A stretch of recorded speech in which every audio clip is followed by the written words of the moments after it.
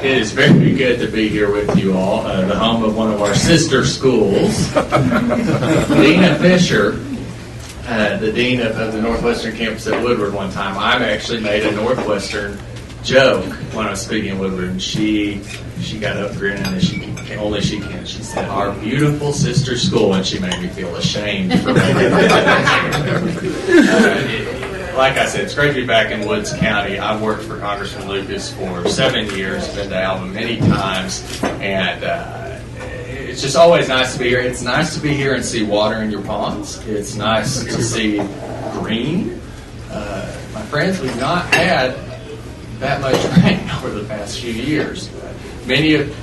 I would wager all of you in this room know Frank Dean Lucas, your congressman. You've known him for a good period of time, so I don't feel that I need to offer an introduction to him, just for purposes of, so you know who is jabbering at you, and you will know to whom you're speaking. I grew up on a peanut farm in between two little towns called Binger. Anyone who's from Binger? Johnny Bench. Yep. And me, right? Binger and Eakley. And we've lived there. We came there in 1890 and have been there ever since. My wife is a Custer County girl and practices law in Clinton. We live in Weatherford. So I consider y'all neighbors to the north. So I'll greet you in that capacity and just say thanks for having me.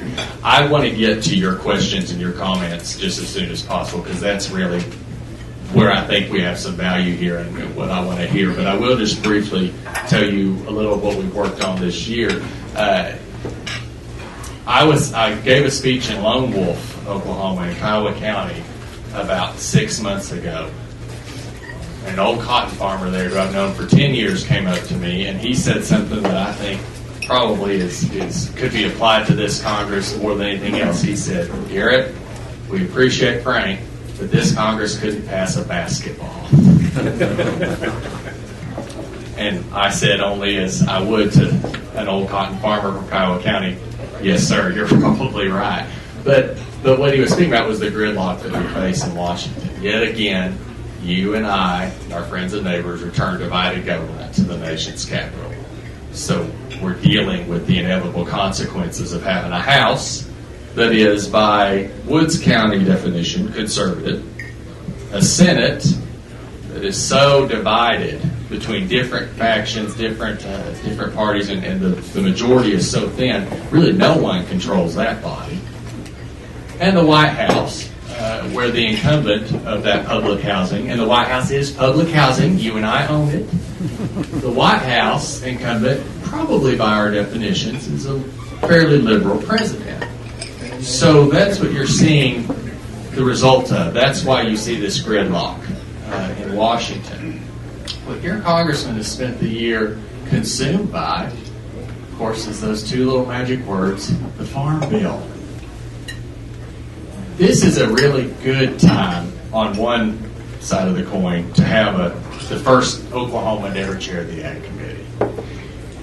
Now, some of you are going, why on earth would you say that? You don't only have any old money, you don't have any new money. You're working with less money. You're in a gridlocked environment.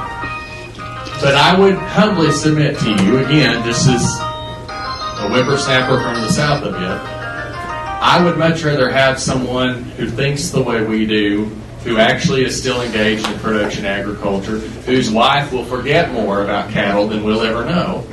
I would much rather have him at the helm during this time than during a time when it's easy.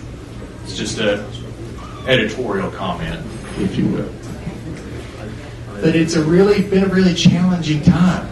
The Ag Committee is typically the most bipartisan committee in Congress. We aren't usually divided along Republican-Democrat lines. We're divided among regional lines. We're divided among commodity group lines. But even in this Congress, that's been a challenge. We went to the committee process this time around with a farm bill that I think we can be proud of, with a farm bill that Democrats and Republicans supported. Now, I want to reiterate something. In this Congress, when the basic functions of government have been difficult to carry out because of the gridlock, your U.S. congressman passed a bill out of committee by a vote of 36 to 11.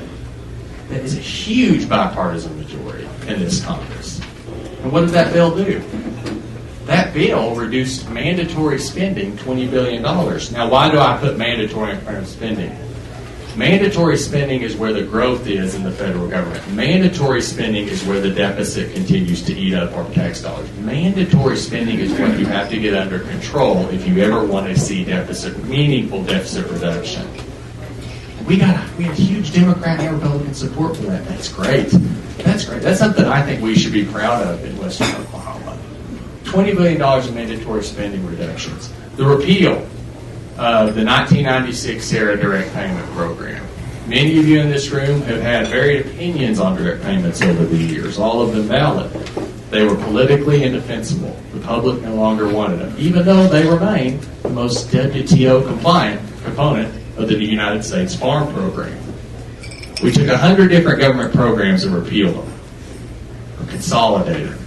Keep doing what needs to be done. Keep the conservation programs that work, like EQIP, keep them going, but do more with less. That's what Mr. Lucas believes his role as chairman has been at the Ag Committee. That's what he believes you all want, and that is what he did when we passed that bill out of committee. Of course, many of you kept up with what happened to that bill on the floor. What always happens to good pieces of legislation in a gridlock Congress? The far left and the far right start trying to hang things on it on the floor. Now, what happens when you put too many ornaments on a Christmas tree? Pop. I know that from experience. It was amended to the point on the House floor to where it could not pass. Interestingly, many of the people who had their amendments adopted to Frank Lucas's farm bill then voted against it. There's an expression Mr. Lucas uses, the wonders never cease. I think that's applicable in that situation. So we went back, we took the 11 titles from Mr. Lucas's farm bill that deal with commodity, ag research, conservation programs, and we passed them in a standalone bill. We separated them from Title 12, the nutrition programs, the food stamp programs, the feeding programs that make up the majority of the farm bill. And we passed those 11 titles on their own. Last week, we passed a nutrition title. It contains about $40 billion worth of savings to you and I as taxpayers in the food stamp program. And it does it in a way that doesn't take 1 calorie off of the plate of one needy person. But if you care about helping the least of these, that's an expression we use in my faith. If you care about helping those truly needy among us, then you realize you cannot have a program grow exponentially because it will not be there. You need to maintain it for the people who need it. That is what last week's vote was about. And that is why that is one more step towards the conference process. We're hoping to go to conference in October. Conference, and this is interesting to me, conference will be chaired by Frank D. Lucas. We alternate. The last Farm Bill conference was chaired by the Senate. Now it will be chaired by the House. So your congressman will again make history in chairing the first Farm Bill conference for an Oklahoman. Again, regardless of what you think about the Farm Bill, that makes me proud just for our state. Outside of the Farm Bill, just a few quick issues. Anyone heard about something going on with Syria? That was a poor attempt at humor. We've all heard about this crisis in Syria. Mr. Lucas has said it before, and he'll say it again. We cannot determine the good guys from the bad guys in that conflict. Who are we helping and who are we hurting? He went on town meetings. We've done 30 town meetings this year, and we have more to do. He'll be in Woods County for one soon. We provided that we can get home to do it. You cannot. We do not have one constituent at any of our town meetings express support for intervention in Syria. We went back and heard the classified briefings that they were given to members of Congress, and after that, Mr. Lucas still was opposed to intervention in Syria. It's just not something he can support. And hopefully we won't even have to vote on that. Lots of recent scandals have been on the forefront of the national news. We've all been hearing about this. We can talk about it further if you want to, but I just remind you, Mr. Lucas remains a staunch supporter of the fair tax. We've got to have comprehensive tax reform one way or another. I would remind you, as that comes down the pike, be mindful as we talk about tax reform, of the deductions that you like. I mean, there's lots of talk about dumping all of that, dumping the entire tax code. Why is home mortgage deductible, Mr. Bickerstaff? It's in the tax code. Why do we get deductions on our business expenses? They're in the tax code. And though I know every one of you, like Congressman Lucas and I, tithe for the right reasons, why are our donations to our churches tax deductible? It's written into the tax code. Just keep that in mind as we talk about tax reform. It's going to be an element there. Mr. Lucas still is calling for an investigation into the attack on our embassy in Benghazi. We still have not had a full, thorough investigation of what happened and how those poor Americans were killed. We need answers on it. Lots going on. The weeks ahead are going to be very interesting as we move into the budget negotiations and negotiations over the debt ceiling. But I would remind you of one thing. Don't leave here without my cell phone number if you would like it. We would love to hear from you. I can't tell you how much we covet your input on the issues facing us day in and day out. You're never bothering us. And in Woods County, you're never timid when you have an opinion. So speak up. Let us know what you think. With that, I appreciate you listening. I appreciate you inviting me. And if it's all right with y'all, I'd love to just talk about what you want to talk about.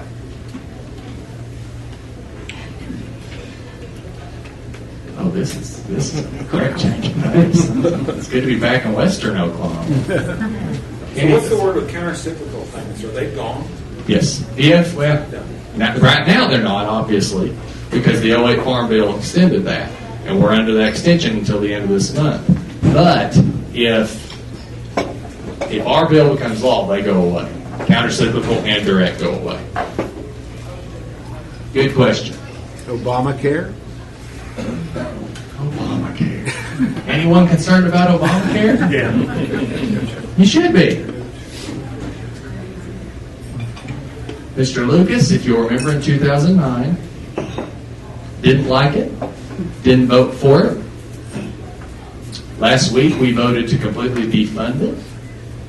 We have voted 40 plus times to repeal it. And come January 1, if you're all going under it, hopefully it'd be wonderful if they would just push it down the road until they can figure out what they're doing, or maybe until another election, but another editorial comment. But come January 1, if the law's in effect, Mr. Lucas and his staff, we're all going to suffer under it with you. What's good for the goose is good for the gander. One of the They insidious... excluded the Congress They, from that. I'm glad you said that. And raise your hand if you've heard that members of Congress and or their staffs are exempt. My mama did too. She called me in. Let me tell you, that was not a good conversation. The people who are excluded from Obamacare are the people who wrote the bill. Leadership staff, committee staff, White House staff. The vast majority of members, staff, we go onto the exchange. I'm right now trying to see about getting on my wife's insurance. But we have heard that too. And there are people that are excluded, but they are the people who wrote the bill. Isn't that convenient? Those of us who opposed it, the vast majority, a lot of the people who voted for it, will not be exempt from Obama. We go under it. But I have heard that many times, so that's right. Mr. Bickerstaff. Don't the congressional staffers get a reimbursement for their cost? The Office of Personnel Management is saying that that's going to happen. I don't know. Like I said, I'm just speaking for myself. I'm just looking to get onto my wife's. I don't see how they're going to make that work. The law's pretty clear in one respect with regards to where we all go, which is onto the exchange. But then the Grassley Amendment, which is also a part of the law, says something completely different. One more insidious aspect of this ill-conceived piece of legislation. And again, I can only speak for myself and for Mr. Lucas, but we go on to the exchange. What else? Folks, I'm going to send my cards around the room. Please be sure and stay in touch with us. And again, thank you for having me. I appreciate it.